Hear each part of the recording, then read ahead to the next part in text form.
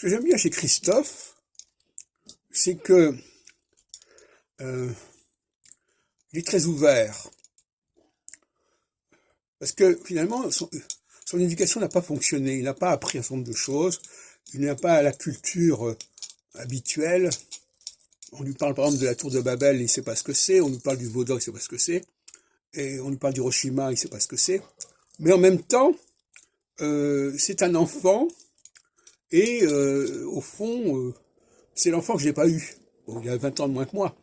Ben, j'aurais pu être son père. Alors évidemment, maintenant, il a 50 ans, et moi j'en ai 20 de plus, etc.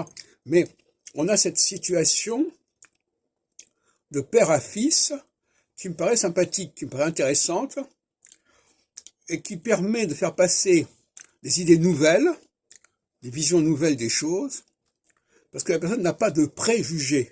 Elle n'a pas été formatée pour penser d'une certaine manière. Et d'une manière générale, ce sont les femmes qui ont cette qualité.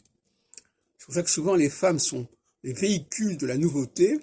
Ce ne sont pas elles qui sont à l'origine de la nouveauté, mais elles sont dans la transmission de la nouveauté, parce que justement, elles ne sont pas plombées par le passé, par ce qui a déjà été acquis, et elles sont ouvertes. Elles sont comme un contenant qui n'a pas de contenu en quelque sorte. Il y a une sorte de vacuité qui leur permet de s'ouvrir, comme une femme qui n'est pas enceinte peut être enceinte, une femme qui est enceinte peut pas l'être, peut pas être fécondée. Et il y a une sorte de disponibilité chez la femme qui est extrêmement intéressante. Alors je ne sais pas si on peut dire ça à propos de Socrate, mais Socrate, il y a quand même le dialogue avec un esclave, etc. Mais il y a des choses chez des gens qui n'ont pas été formatés, qui n'ont pas été cultivés.